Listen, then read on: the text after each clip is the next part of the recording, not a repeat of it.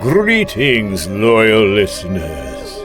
Prepare yourselves for more thrills and chills in my upcoming new series, Tierney's Reviews, in which I get to sit back in the comfort of my own home here in Salubrious Falls and... Modern-day era driving you up a wall. Time travel not likely in your future. No, not that again. I don't want to hear programming from the Soul Train Audio Network. I know my audience doesn't want to hear from... Wait.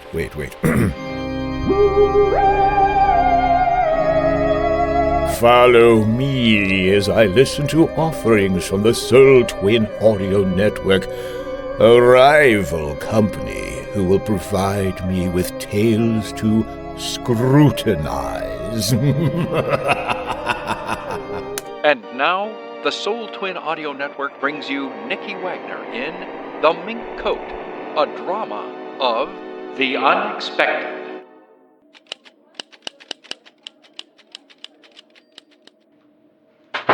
You have no right to say that, Mr. Flint. I don't care what kind of a person you think I am. You shouldn't say so. Oh, but Lorna, please. Well, how would you like it if your boss called you into his office and said, "Miss Rogers, you're a thief"? I ask you, how would you like it? But, my dear Lorna, you are a thief. The records are right here. Records! I don't care anything about your old records. All I want is my mink coat. Your mink coat? Certainly. What do you think I'm talking about? How can you go around accusing people when it's really your own fault anyway? Now see here, Lorna. What's this all about? Why don't you just explain exactly what happened? Well, it was about a year ago. I just started to work for Flint & Company. That's you. And I must say, things in this office were not a bit what I expected. Now, in the movies, the boss would have... Oh, never mind. Well, anyway, I was walking back from lunch, and I saw it in the window. The most wonderful mink coat. Oh, I could imagine wearing it. Oh.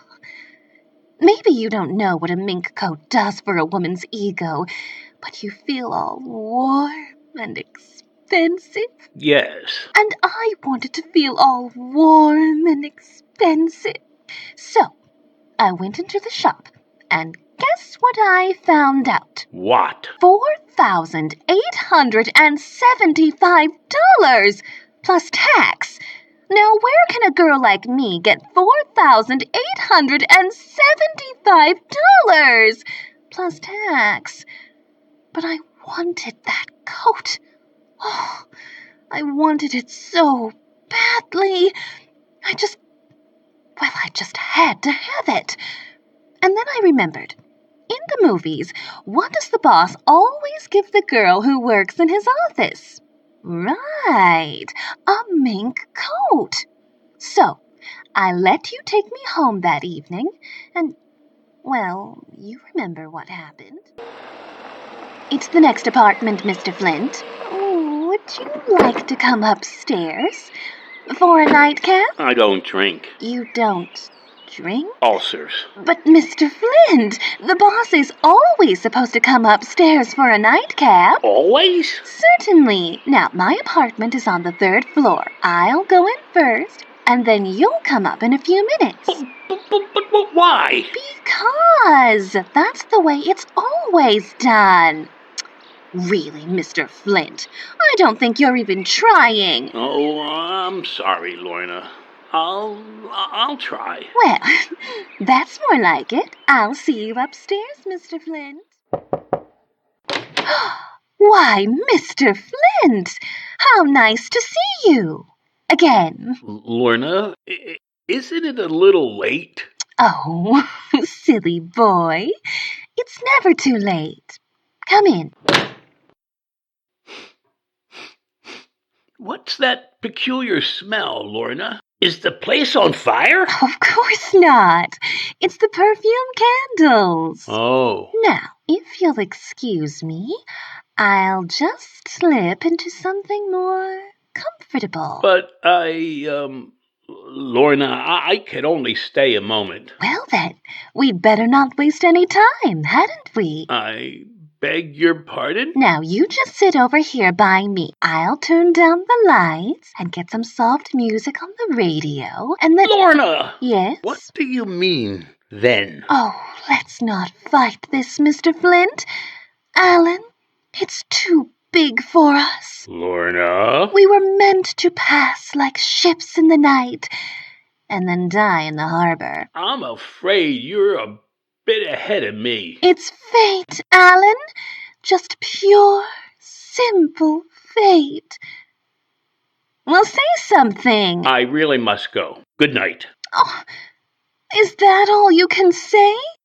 Just good night? I'm afraid so. Oh, Mr. Flint, the trouble with you is you don't see enough movies.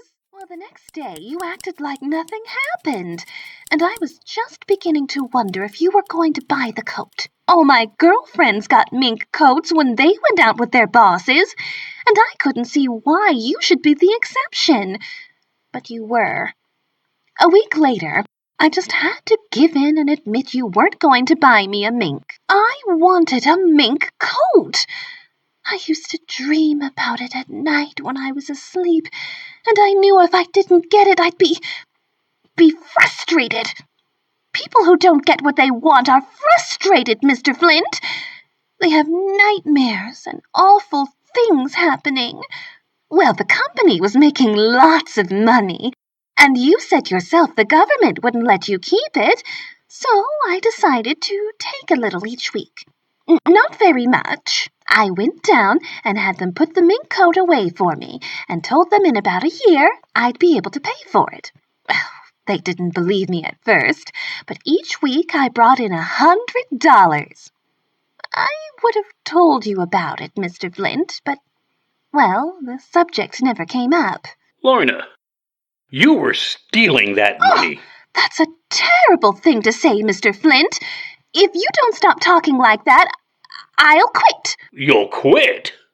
Lorna, how much have you... Mr. Flint. How much, Lorna? $5,000.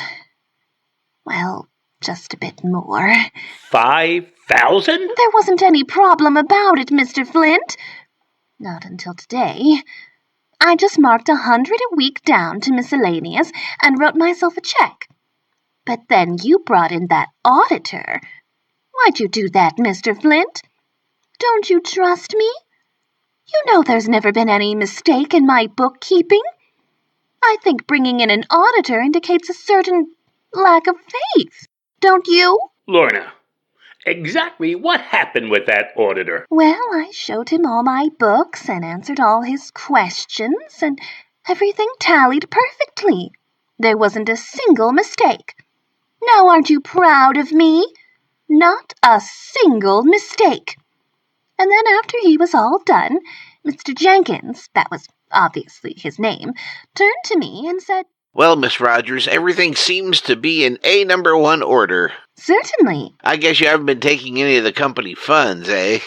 Oh, certainly not. What kind of a person do you think I am? Now, Miss Rogers, I'm just having my little joke. Well, I don't think it's very funny. Now there's one more item. I know it isn't serious, but this column marked M. That's for miscellaneous. Yes, miscellaneous. And mink. And mink. What? Well, that's the money I used to pay for my mink coat. You see, I have a separate file here. My mink file. It has all the canceled checks and receipts. It's in order.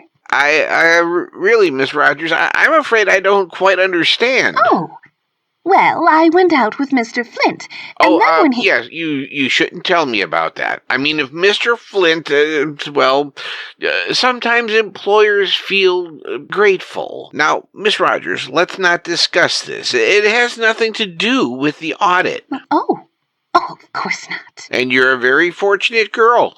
I mean, well, it is nice of Mr. Flint to buy you a fur coat. Oh, he didn't buy it. I did. Of course, I do think he should have taken the initiative. You mean Mr. Flint didn't buy the... He doesn't know about your fur coat? No, I don't think so. He never said anything if he does. Oh, but this is really quite serious, Miss Rogers. Yeah, I know. A mink is a very serious matter in a young girl's life. Yes, of course. Well, I think I better talk to Mr. Flint. Excuse me, Miss Rogers. Oh, are you going to tell him about the coat? I'm afraid I must. Well, I wish you wouldn't. I was going to wear it to work tomorrow as a surprise and show him how much I appreciate it. I think he'd better be prepared for the shock. Well, whatever you say. But don't make him feel too guilty for not having bought one for me. I'm willing to pretend he did. So that's all that happened, Mr. Flint. I don't see why you're so excited. But Lorna, you must understand that you had no right... What difference does that make now? The coat's all paid for. I won't need any more money for it. Lorna, Let's just forget the whole thing. We've both been wrong, Mr. Flint. Now, I'll forgive you if you'll forgive me. Forgive? Lorna, I should have put you in jail. What for? For borrowing company funds. It's not against the law to borrow money, is it? But you didn't borrow it. You... I told you what would happen if you call me names, and I meant it. Very well, Lorna. You may keep the coat. Oh, well, of course. It's all paid for. But you'll have to give back every cent of that money. Every penny. I'll take it out of your salary. If you have to work here 10 years to make it up. Oh, I think it's very petty of you. That will do, Lorna. You may leave now. Oh, and one more thing. You'll be given a different job, one that doesn't require so much responsibility. If you don't trust me, Mr. Flint, just say so. You must realize, Lorna, I'm being very lenient. I suppose. Oh, Mr. Flint, could I leave early this afternoon? I want to pick up the coat. Oh, just imagine my own mink coat. I'll be able to wear it tonight. Gee, I guess I'm really a very lucky girl. Yes, I would think so. And I always say, if you want a thing, you've got to go after it yourself. You can't wait for favors. Don't you agree, Mr. Flint? Oh, yes, Lorna, I agree. I thought you would.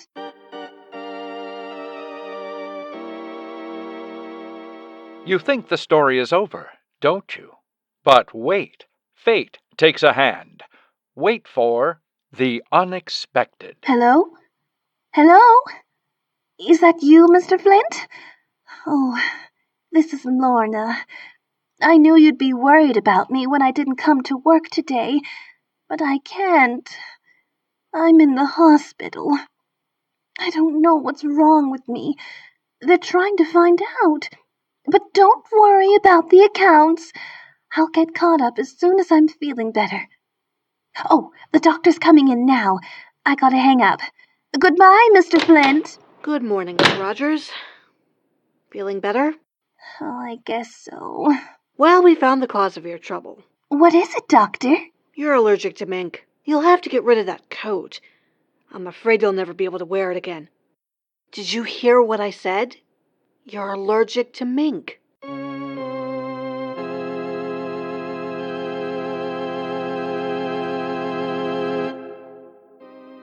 The Mink Coat, a drama of the unexpected, was written by Robert Lippett and Frank Burt, and starred Nicky Wagner as Lorna Rogers, Frank Guilielmelli as Alan Flint, Paul Arbisi as Mr. Jenkins the Auditor, and John Bell as Vincent Tierney. This recreation of the unexpected was produced and directed by Rachel Pulliam for the Soul Twin Audio Network, especially for Jack Ward's Sonic Society's Summerstock Playhouse. All themes and incidental music were composed by Ross Bernhardt. with sound effects from freesound.org. This is Dean T. Moody, inviting you to listen again soon for another dramatic tale of the unexpected.